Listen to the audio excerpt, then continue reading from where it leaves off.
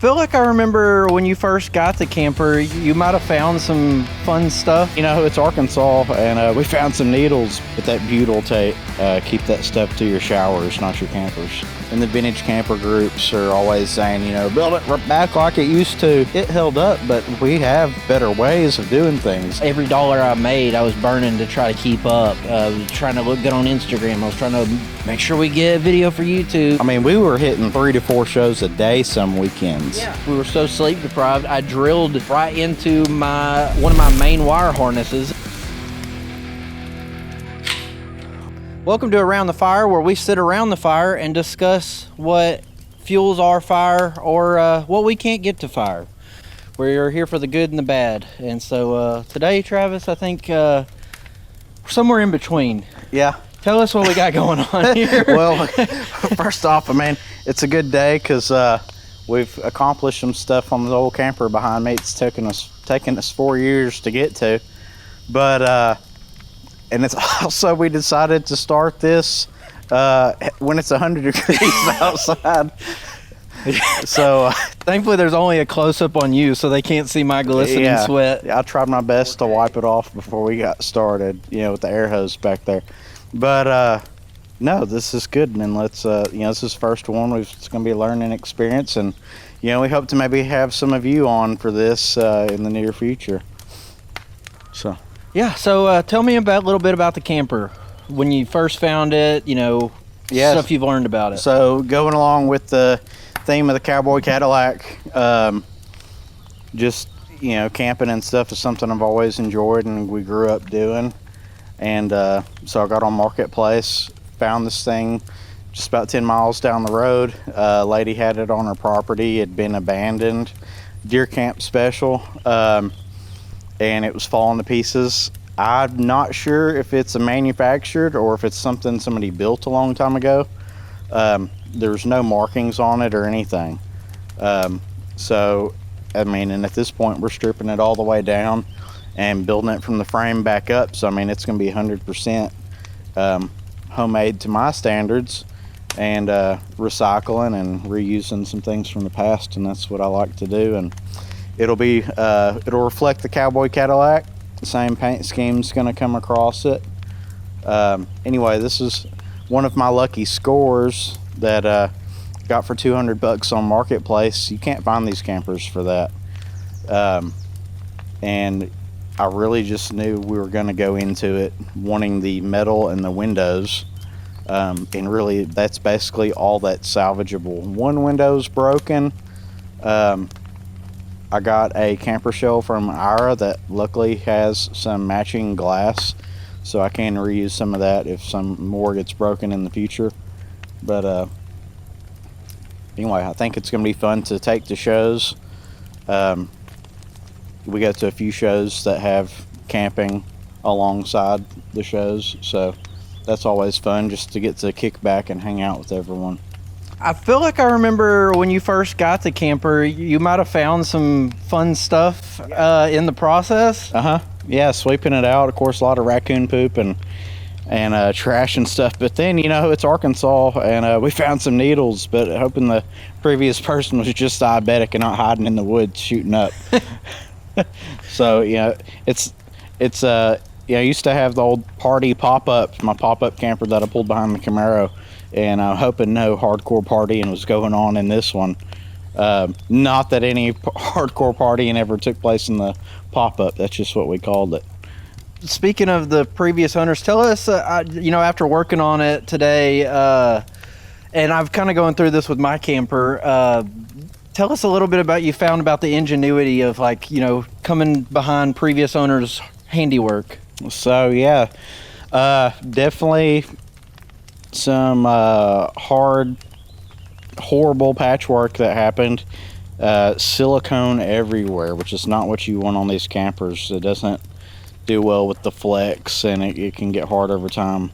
But that butyl tape, it tore us up today, and trying to scrape that stuff off, I think it definitely did its job. But you know, there's a lot of bad water leaks. That is what ruined this camper. Everything to the core of it was fine, but all the seams were bad.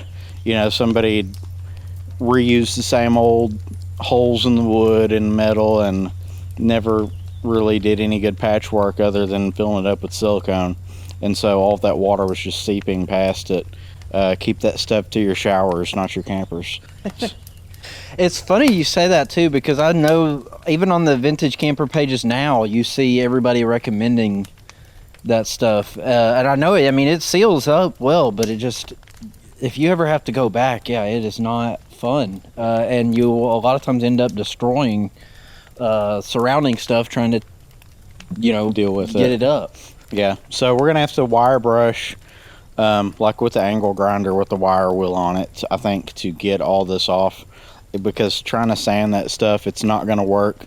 It'll just turn to mush and clog up your sanding pads. So that's gonna be fun, and the goal is to have this all finished for the Show Me Shindig. And that happens to be in October, just a few weeks before mine and Yuli's first anniversary, being married. And so the goal is, this is kind of a project we're gonna, have our 1 year anniversary in, and do the Show Me Shindig, and hopefully take it to Branson and camp there for a little bit and bring it back, but then enjoy this, for the time that we have. And hopefully, if everything goes right, we're both going to have campers there, because I've been told there was some discoveries on my Bronco that it's been so long since that truck's been mentioned, so a lot of people might not even realize I have a Centurion Bronco, but there was good news of some wiring issues they found. So if everything ends up working out, we might both be hauling campers, and we can cruise down Route 66 with both of them. Yeah. So that would be awesome. It would. Yeah, some old campers and bring in some different vehicles. The goal is to pull this thing behind the Cowboy Cadillac. The paint scheme's going to be the same. Stripes are going to line up. Wheels same color, white walls, and I've got some old dog dish hubcaps that are going to match to it. But for this trip, I think our goal is to take the 98 OBS Suburban that I typically daily drive up there this year. A little more reliable, and especially doing the whole anniversary trip, I think it would be a better ride, especially just having the comfort features, because the Cowboy Cadillac is nice, but still haven't put in the overdrive transmission that David gifted me, but once that's done, maybe we'll tow it next year. Yeah. With it. That's just a great story too. It's like you could have, just go buy a camper. You could have your pop-up still, and that's all fine and good, and you'd still have a fun time. But there's something really cool to say, like the camper in the shape it's in now, like something you hand built, is what you're going to be able to take cross country if you wanted it, wherever you wanted to go, and then stay in it. And it's like a piece of history that you just that you got to rebuild and enjoy. And I've just been real lucky and blessed to, run across these opportunities, as far as with the truck and with the camper. They've definitely all needed some work, but they've come across at the right time, and seems like things are falling in place, and we're getting the friends that enjoy the same things that we do, so it helps to get opinions. David's going to be building a camper. Cody's got an old camper. You've got an old camper. Yeah, it's funny how especially the truck scene, it's like we don't even intend to follow the same trend, but it's like we kind of all get in the same kick, and then it's like everybody happens to get in the same kick at the same time. So it all ends up, it's like you end up just getting this big family that's always into the same project. Yeah. So whoever started it first gets to be the guy to answer all the questions. Right. Yeah, we're just growing and learning this together, and we're kind of all the same way, with progressing our shows and stuff too, and just the connections and opportunities that we're making. But all these projects bring everybody together because everyone's got like an input, or like I said, can help in their own ways. Yeah, and it's cool too because I feel like everybody you mentioned too, we all started with kind of nothing and went a long way with the projects. I saw a TikTok earlier this week that I've been thinking about. this dad was sitting. He went to with his daughter to Rome, and they were sitting looking at the Colosseum, and he's laughing, looking at the Colosseum, and he was like, if you could go back and tell these the people that built this Colosseum, like people nowadays are still coming around the world to like look at what you built. And then he said, and he starts laughing again. He says, I built an awning this week for my house that I'm not sure is gonna last till the end of the year. Right. Yeah. And so I just think it's so cool to have like something, who knows how long they last, but it's something we built ourselves that we get to just, show off everywhere we go. Yeah. And it's just a cool story, I think. And that's kind of like, we don't know how long these things are going to last because we're not perfectionists by any means at anything that we do. We try our best to our abilities. But like, and this camper's obviously lasted a long time, but it's held together with one buys and staples. Yeah. Like how, and people on YouTube and in the vintage camper groups are always saying, build it back like it used to. It's like it held up, but we have better ways of doing things now. Yeah, I couldn't believe when we walked in there and I saw I don't know if you can see in the camera there, but the one buys that are holding this thing together, I couldn't believe that was even like a thing. Yeah, it's just the board and then staple on both sides of the board. And I get it, like they're built from the inside out. The walls aren't what keep the campers together. It's the cabinets and everything. But it's just literally all staples and really cheap wood. Like, I just, which it's a camper, it's not a home, I understand it. But, and it's a production thing maybe, there's cut cost where you can. Well, when I was looking into it, back then, that was just a lucrative business. Like, if you weren't necessarily a mechanic, a lot of people, there was tons of these companies that would build these old campers. I was very surprised to see that was just like mine's a Brentwood, but you can't find any information on it because it Right. could have been just a little mom and pop, like that could have been their last name. Right, yeah. And they built a few campers and It may not even been a business that lasted. yeah. They could have done one run of them for a year or something maybe. And Yeah, there's no telling with these things. So you really don't know unless you get like, the Airstreams or the I'm losing the name, but there's the real there's popular some other vintage ones. campers that everybody would recognize. But unless you get one of those, there's no telling what you're getting into when you start ripping into it. Right. Mine looked excellent. The day I walked over, pushed on everything I could. I checked, it had the old lug studs, so I made sure those were tight and everything. Just, it looked solid. And then on the drive home, we'd already taken quite a few bumps. It was about an hour and a half, and not even 10 minutes from the house, we hit a bump on a long bridge, and one of the driver's side wheel just shot completely off across the if it wouldn't have been we were on a bridge, it would have shot across the median. And so next thing you know, there's like paneling popped off, there's rot exposed, there's the wrecker that ended up pulling it home. It was like, you're lucky this thing even was making it down the road, with how rotted it is, which ended up, it's not as rotted as it looked. Actually, it's going to be, I think, a fairly easy breakdown, Yeah. but it's like, it felt solid, everything looked great, and then one little accident, and suddenly all of the stuff they were hiding is busting Comes at the apparent. seams. Yeah. So, one thing I learned to look for, too, is with these older campers, make sure before you take it home, check all of the suspension. Don't just stop with the lug studs. Like, check your U-bolts. That ended up being what I think took mine. The wheel shot off because I think the U-bolt came undone, and so all of the weight went on the wheel. But just make sure your suspension is tight and ready to go.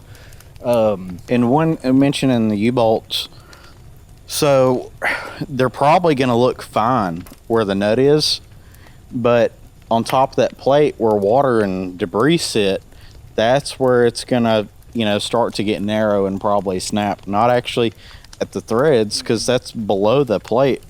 you know. So you would actually have to kind of look pretty hard or Yeah. get under it to notice something like that.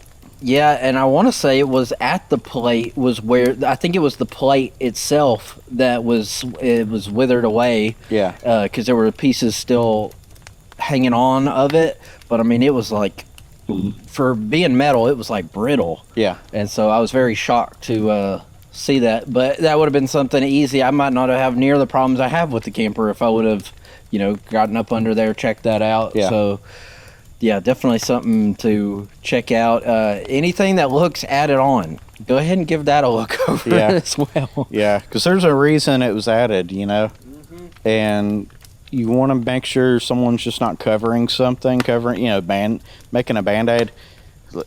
If you get into the vintage camper groups, it kind of fires me up. Boom, the fire talk that,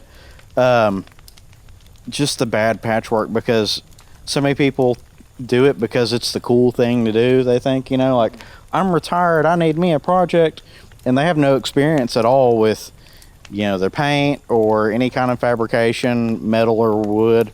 And there's some really bad projects out there that people are just hiding with paint, Yeah. some shoddy work. Yeah, definitely found quite a bit of that on mine.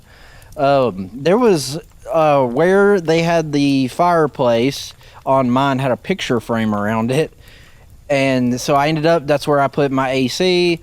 You might have seen in a video, but they had these they had the framing, the wood framing for the furnace to go in, but I guess they didn't want the furnace to fall out, and they needed a way to hang the picture frame, so they added these 2x4s to the side to make it a little more narrow of an entrance. But they added them so into the bathroom is where they started the screw, and then into the 2x4. And so, but then I'm pretty sure they did wallpapering or something in the bathroom because those screws are not visible. So I ended up having to pry the 2x4s out until the screws just came loose from them and tore a little bit into the wall that I had to patch up. But yeah, I'm not sure what the deal was there. Yeah. But yeah, definitely some questionable patchwork, which I guess, yeah, that can happen to anybody if you get in there and get too quick with it. They might have been confident in their mind, like they might have thought, I'm doing a good job, because they just didn't know any better. I feel like that's a lot of the case too. Is it sounds easy, and then it's not. Yeah. These projects snowball. This one snowballed quickly, and I started wrong. I started tearing out the inside first, which it was nasty, and it wasn't really structural. But I thought, I'm just going to strip this thing down and knock it out quick, build it from the inside out. And the more I looked at it, I'm glad I didn't that I kind of put it off, because that gave me time to look and kind of see the correct way to go about it. Not saying that I'm doing it perfectly, but I feel like I'm going to go about it better than before, just from listening to some others people talk about theirs. And but something that does kind of throw me off on all of it, and I haven't looked into it, but like enclosed car trailers, they are obviously open. There's no cabinets or anything holding those together, from the inside. It's like, why don't we rebuild our vintage campers in that way? I'm not sure why. Maybe somebody can answer that for us. But why couldn't we have a more open floor plan in something that's this small? Now the way this is built, and it's so compact, like everything that we're putting in there is going to be structured. There's not going to be a bare wall anywhere. Like everything's going to be supported, with the bed and a dinette. This one originally had a dinette at the back that turned into a bed, so you really only had one bed. We're thinking about the future, friends, kids, whatever may come. And plus, I just like the look of a dinette, so we're actually removing a closet space moving the dinette forward, kind of where the kitchen space was, and then putting a full-size bed at the back, full or twin, whatever one's bigger, at the back. So we'll always have a bed. We won't have to worry about taking a dinette up and down. I just want the dinette to stay up all the time, and then if needed, turn down into a bed. And that'll sleep, one adult comfortably, maybe two kids, the dog, that kind of deal. All right, we managed today to rip out the other wall and take all that out. So where do you go next? Where's the next step?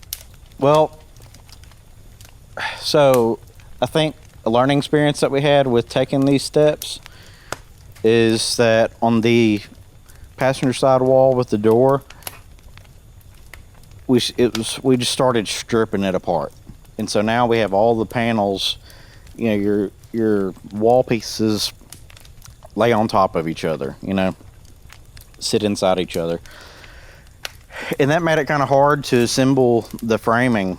Once we laid it on the ground, I saw some other people do it that way. Lay your metal out, frame your wood out on top of that, because we didn't have much of the wooden frame left, and the metal wanted to shift around. So when we took apart this second wall, I wanted to keep it all together as much as we possibly could, and we did do a pretty good job of that. And then we'll build our frame on top of it. Now the floor we discovered is rotten on the edges. I was really hoping that wasn't going to be the case, but I guess the next step is we'll strip the roof off, and we'll have a bare floor, rip it out. And we're going to the frame is the next step. My goal to have this done in time for the shindig is to do a wall a week. Whether that includes side walls, front, back, and the floor. So that's 4 sides. The ceiling I feel like I can knock out pretty quick. Even if we're not completely finished with this thing, like painted on the inside, I still want to hit the road with it. But the goal is a wall a week. I think we can knock this thing out. Good goal. Let's pause real quick so I can check the cameras, and then if you want to do more we'll fire. get some more wood. Yeah. All right, Travis. The question everybody has been asking. What's next for the Camaro and the truck? So the truck, it's got long tube headers on it, and those don't do too well with it being bagged on the front, which it's bagged in the rear too, just not linked. It's still on leaf springs and helpers, but they drag on the ground, and I put a hole through them. So I don't really want to do any long trips because that's kind of obnoxious. Just all that popping and banging right under you versus going out back. The sparks look cool though. Yeah, and it's fun. But anyway, I've got a set of shorty stainless headers back there behind us that I need to put on. The reason I haven't put those on yet though is because I want to get the transmission in, because I need to figure out how to route that exhaust. I'm not sure how different it's going to be, putting the different transmission in. It's got a turbo 400 in it right now, and let's see, 373 gears. My issue is I have little 27.5-inch tall tires, which was recommended for the 6.8 drop. Once I bagged it, I did like 68 style rear tubs and used those as the inner fenders and raised them up. I really don't even think I would have had to do that because my tires are so short. This next go around, I'll probably go with a little taller tire, especially on the rear, just to kind of help make up for that gear ratio. But when I put the 700R in, I should be able to cruise a little bit better on the highway instead of, right now 60, 65 is all it really wants to do. Otherwise it is drinking some gas. And in the RPM, that fire is stoking now. Yeah. So that's kind of where we're at with the truck. I want to get the camper done first though, because the truck is drivable, it's just too hot right now to really do anything. I mean, in the summer, both vehicles don't have working air. I mean, the truck doesn't have air at all. And that's another thing. Everyone on the like old forums and on Facebook and stuff is like, you can't run AC in the bag truck. You absolutely can on a square body if you don't run big wheels. I shouldn't have listened because everything would have fit just perfectly fine. But I ruined all the factory stuff because I did have working AC. But I didn't know that. Yeah, it worked. It worked. And then I listened to everybody else before I started on it. So I was like, well, I'll start by tearing that out before I started doing my tubs and it was on the ground. I should have just bagged it and left factory tubs in it with those little tires, and I think it would have been okay. Maybe raise them up just a hair, but I still could have ran AC. Yeah. So anyway, that's why I haven't been driving it a whole lot this summer. I've kind of taken a break, but that's given me time to get back on the camper. Now the Camaro, if you go watch like one of my last videos was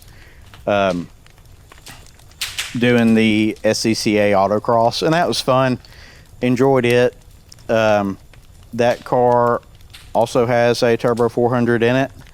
That's been built, and because I went through 3 4L60Es, they just weren't holding up, and it's not great to have for our autocross to have that turbo 400, at least with the loose converter, because it offered no like engine braking. Like once it got below 3,000 RPM, which it didn't often, but first gear's so long in that transmission, plus it's got 273s, that I was in first gear the whole course, and it didn't, I don't know, it's second gear's where that car wants to be, not first gear.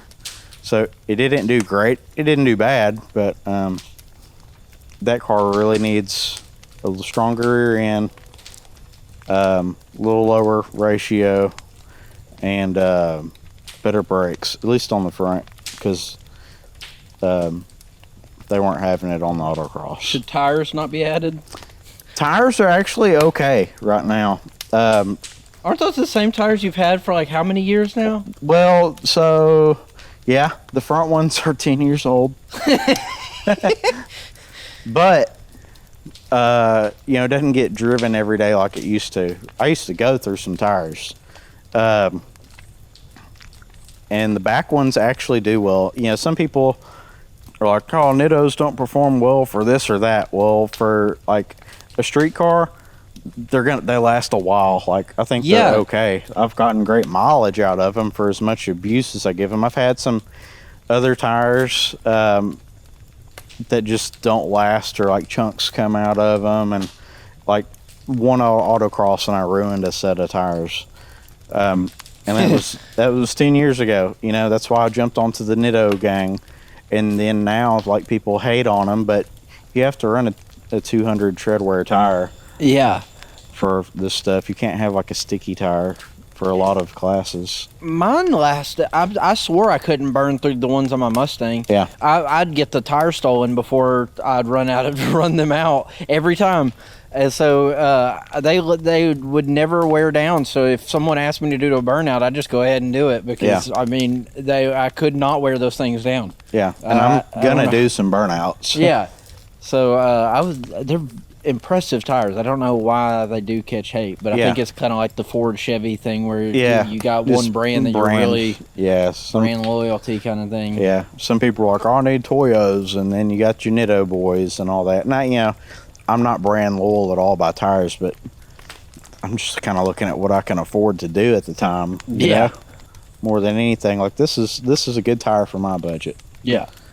I want to go back to the autocross though. Where would you say the weakest, if you had to pick one of the one things you brought up, where would you say that your car was the weakest? I'm saying braking. Braking. Yeah, I imagine that would be. Now, is it just stock brakes? Yeah, they're drilled and slotted rotors, but that's it. Calipers are factory, which are just a 2-piston, and they were awful. And then that's more like, if you don't upgrade the calipers as well, that's more looks than anything, isn't it? Yeah, the whole slotted drilled rotor Yeah. thing does absolutely nothing in my opinion. We happened to get a car traded in that had them, and it was going to auction. So I was like, well, let's take these off, and put them on the Camaro. They looked cool at the time. I mean, that was something everyone did. Now that's not as big of a thing that you see people do, for looks. But that car being a 90s car, early 2000s car, that was kind of the cool thing to do. It was drilled and slotted rotors. Yeah.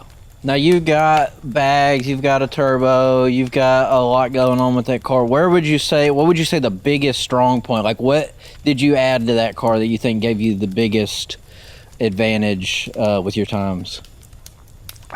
The bags, I think, did the biggest improvement as far as handling and stuff goes. Like, it's got the comfort and adjustability.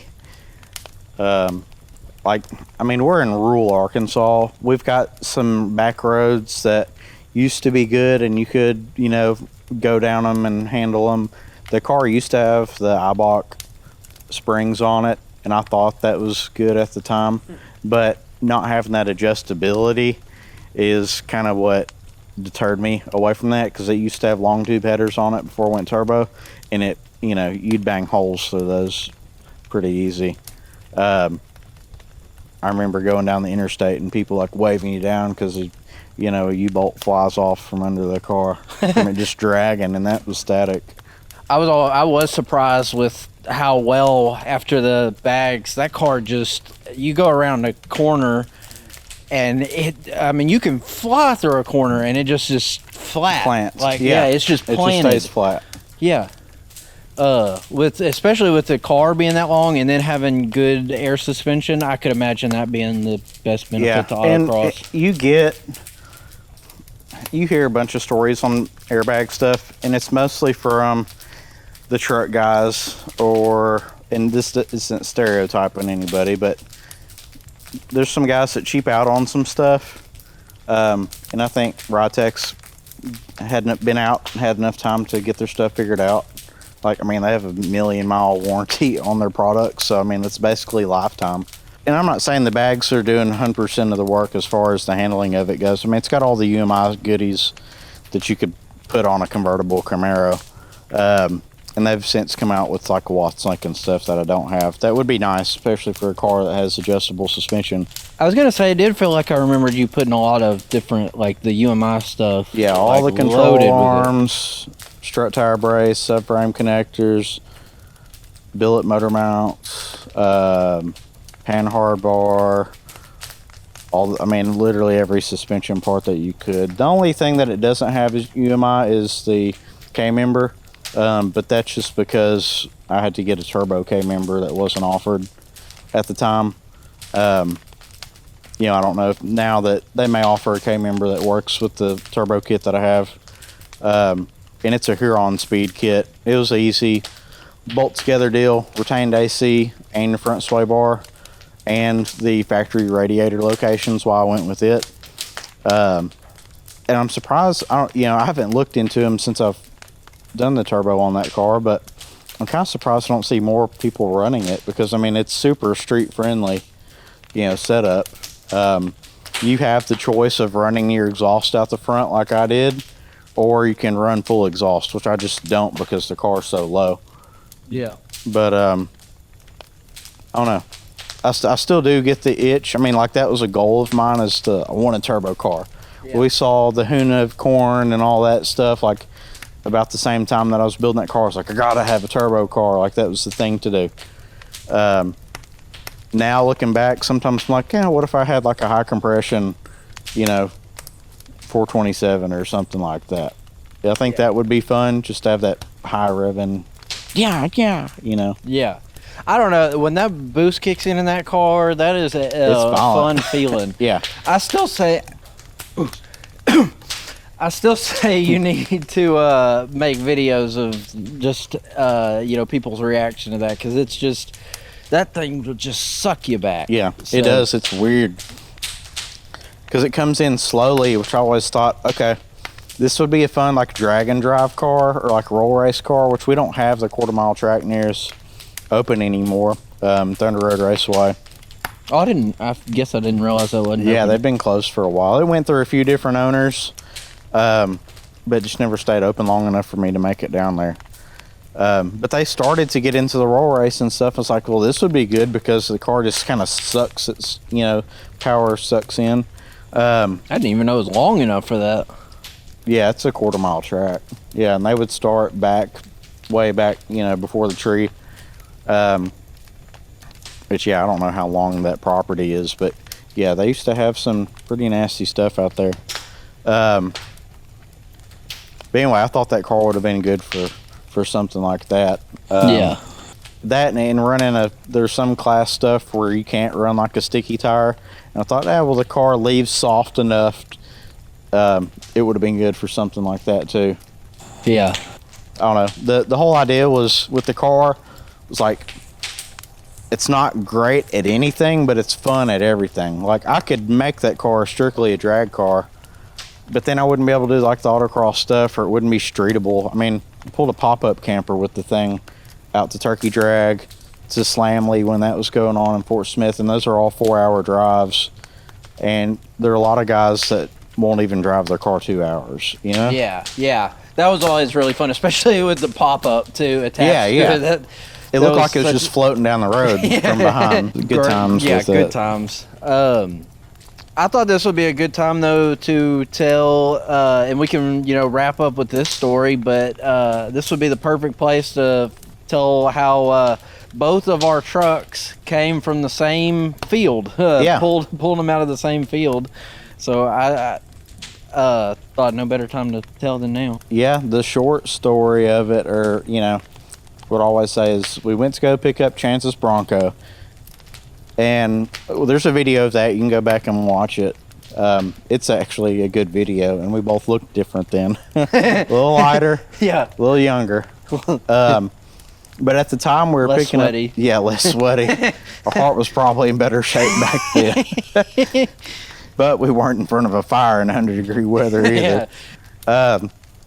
But anyway, yeah, we were picking up the Bronco, and I was telling Chance, like, you need to get that truck, in the background, and you see it there.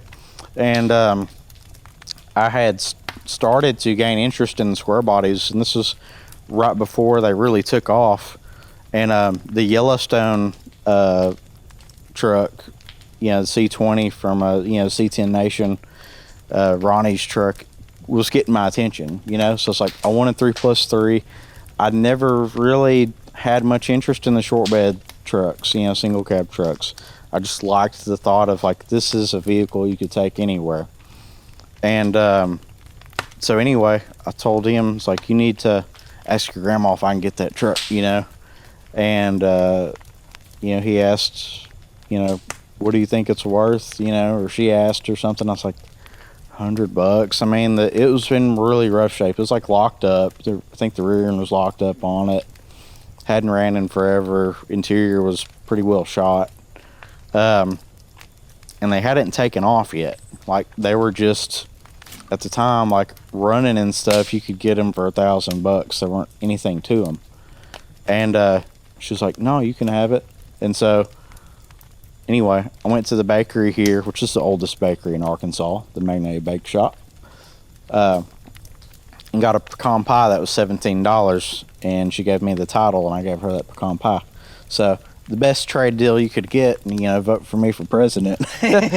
Yeah, I just wanted to back up just a bit. So, I'd been looking for a Bronco for a little bit, and I told my dad about it, and then he mentioned it to my uncle because he knew my uncle had the Centurion Bronco that I now have, which I actually grew up in that truck. The first time I ever went off-roading, the loudest system I ever heard all came from that truck, and probably the reason I was a Ford guy, still am a Ford guy, but yeah, so when I found out he still had that truck, he said that it had been sitting in a field for, I think it sat for 7-8 years. And so he said, if you'll do something with it, you can have it. And so I immediately called Travis and I was like, how quick can we get a trailer down there? And that was when he saw the truck. And so it was at my Nana in my Nana's field. And so she had the 3+3 and a similar story where it's like she didn't have any, like, she taught the grandkids to drive on it. She taught them how to hotwire a truck with it. Like, yeah, the ignition was shot in it. Yeah, like it was somebody kinda, had tried breaking into it at one time. Yeah, it looked like it was just a farm truck that came from someone that they knew really well that had passed away, and so it had exceeded its use for her. But she wanted to see it, something done well with it. And so whenever she found out Travis really wanted it, she said, as long as you'll do something with it, you can have it. And so that was when, he made sure to bring her the pie. And so I think it's the coolest story, that especially whenever, if my Bronco will ever just decide to act right, when we bring them to shows together, we can say, they came out of the same field. Yeah. And they're like they have the same taste and stories too. Like I feel like we're going with it, but two completely different directions. Yeah, I went low, you went high, but like they're gonna go on the same journeys, and I don't know, like they're brother trucks, definitely. Yeah. So I just thought that what better time to tell that story than now? Yeah. And that's kind of the fire that keeps me going with that truck. That, and grew up in the truck. Really the only reason probably that I've stuck out, definitely the only reason that I have stuck out with that truck for, like, I think I'm at year 6 I think now. so. Yeah. There is almost nothing left to that truck that is the original truck. Yeah. Because I've tried to replace everything trying to get that truck going. And so, but that's definitely what keeps me fired up about it. And so I've been just, I've just enjoyed talking about what fires us up. Yeah. And, well, and those trucks fired us up because you had issues with the Mustang. I was getting kind of burned out on the Camaro. Like, we had been everywhere in those vehicles. Yeah. And these two trucks started, I don't know, they just kind of got us going again. Yeah. We definitely made friends that we have now, like, I feel like helped catapult us. Yeah. And the thing about those trucks that really changed it for us, I think, too, is we went from, like, we were really forcing, like, I mean, we were hammering down some YouTube videos. Yeah. I was burning every dollar I made, I was burning to try to keep up. I was trying to look good on Instagram. I was trying to, make sure we get a video for YouTube, even though that wasn't even doing well at the time. Yeah. And, I mean, we were hitting, like, 3 to 4 shows a day some weekends. Yeah. Got 3 hours of sleep and would travel, I don't know, who knows how, like 2 hours between shows just to make them, trying to get the word out there. And we made some good relationships with friends and stuff with those vehicles. Yeah. But that also had kind of, people had moved on to do other things in life, and these trucks have just fired that up in a new area, and we've met people from even farther distances now with them. Yeah, to me it was kind of the growing up thing of, like, we were looking to do something more permanent. Yeah. And not that the Camaro's obviously something it's permanent, but it was like we were just focused on, what was the better future build, or like we weren't trying to, like, we got to get it done right now, like, immediately. And bag so a car in a weekend. Yeah. Man, when we did that, we got there Friday. I don't think we slept. I think we did an all-nighter that night. Yeah. The next night, we ended up getting it done, and we had 4 hours to sleep before I needed to get to the show, and then made it a little late to the show, but I'm pretty sure, showed up, and then ended up, in the process, we were so sleep deprived, I drilled through the firewall right into my one of my main wire harnesses, and so I had to drive the car back. No lights, no electronics, basically. Yeah. So I don't know how the car started. Yeah.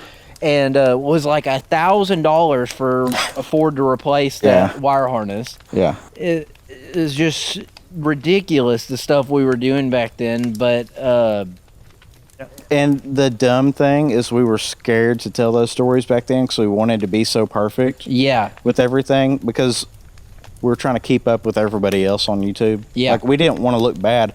And now it's like, if we would have shared those stories, it probably would have related with so many more people. yeah, yeah, And with these trucks that we have now, like, they are far from perfect, but that's kind of, it makes it easier to resonate with others, you know? yeah. My S10 is just a ratty little service bed S10, but I love that truck more than I think I ever loved my Mustang. Yeah. Just Thumbs up down the interstate. Yeah. People at the gas stations, like, what is that, you know? And Yeah. you hear the most, I don't know, people have stories like, oh, I used to have a S10, or, you know, I've never seen a you know, crew cab truck like that, or what does 3 + 3 mean, you Yeah. know? There's more stories definitely to be told with these trucks. yeah, and that's the fun part is it felt like at the time everybody had a bag Mustang, Yeah, but it got that no way. one had a story No. with it. It was a clout chase on Instagram at the time. Yeah, and that's what the S10 more than anything is, a story. Same with the Bronco, same with your truck, Yeah. same with your car. Like we have built stories more than we've built builds. Yeah, for sure.